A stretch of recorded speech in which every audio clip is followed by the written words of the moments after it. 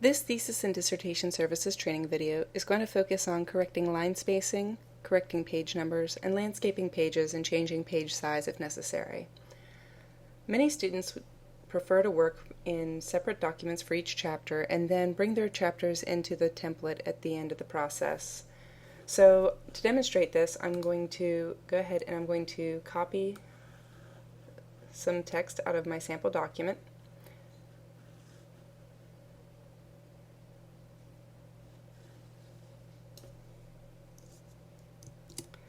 And paste it at the end of my chapter here.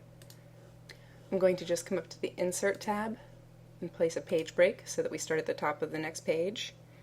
And I'm going to paste my work and insert another page break so that the references starts at the top of the page after. So I've copied everything over. We're looking pretty good, but there are a few things that do stand out that the average person isn't going to notice when they're first looking at their document.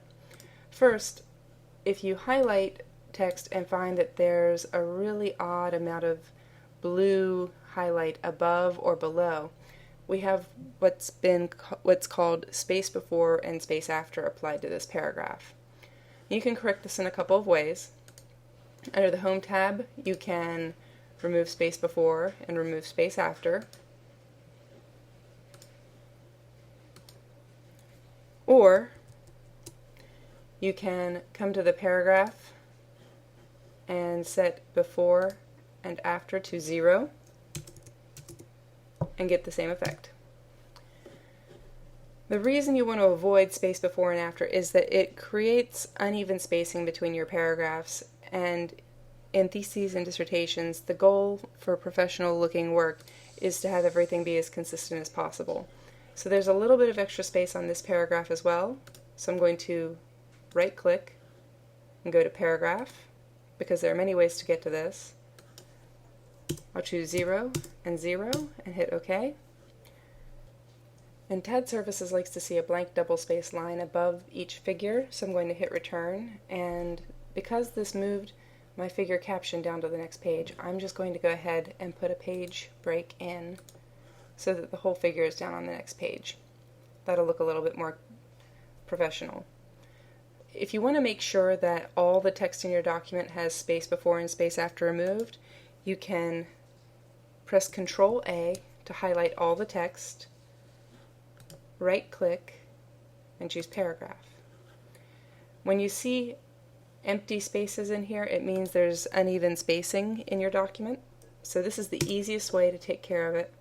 Set it all to 0 and click OK. So wherever else I had some uneven spacing, that's taken care of now. The next thing I want to talk about is landscaping a page. If you have a large table, it's very easy to landscape a page so that it will fit better, so that you don't have to reduce the text size. If we wanted to pretend that this is a very large table, it was too wide to fit on the page, we can highlight the text and then go up to Page Layout. Under Page Setup, now you can see you can change the orientation here.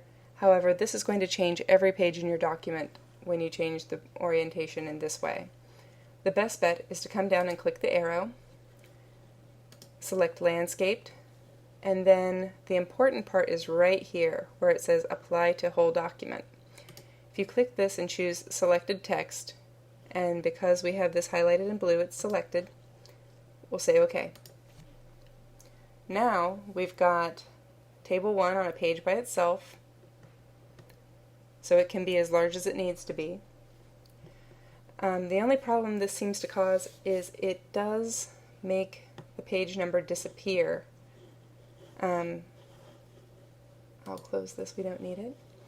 This wouldn't necessarily be a problem because we have told with our page setup originally that we don't want a page number on the first page of the document. And whenever you set a landscape section, you're basically breaking your document up into several documents within the document. And to demonstrate this, I will go to the Home tab and click the Show Hide button. This area that I've highlighted, the double line that says section break, appears at the bottom of page 16 and the bottom of page 17.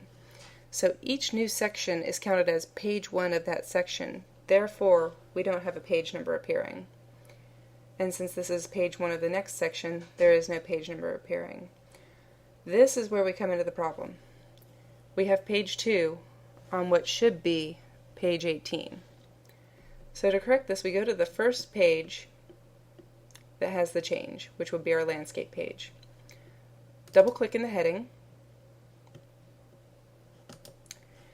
and go to page number, format page numbers.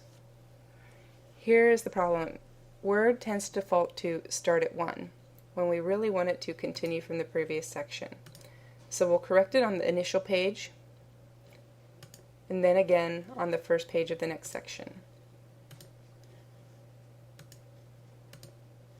Now, if I come back into the body of the document and scroll down, we have page 19 showing up just as it should. When you landscape a page, it's possible that your tables will still be too wide for the page. If you need the extreme of more space just to keep things legible, you can insert a different size page. Again, this is under Page Layout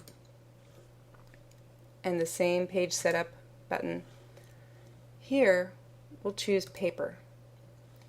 And you can go and choose a legal size page, which would have longer. It's 8.5 by 14 instead of 8.5 by 11, which gives you 3 more inches of width on a landscaped page or length on a portrait page. If you need much larger, there is 11 by 17, which is the same size as 2 letter pages laid next to each other. So you can change the size of the paper, and again, make sure that it's applying only to this section, and click OK. If I zoom out a little bit, we can see how much extra space I have to work with my table. This may not be something that works very easily for printing the document, but when we're publishing electronically, this becomes no big problem at all. Anybody that has a PDF viewer can take a look at it, and they can see things in a much more easy to view method. And they can view it in a much easier way, especially since you don't have to reduce the size of the type.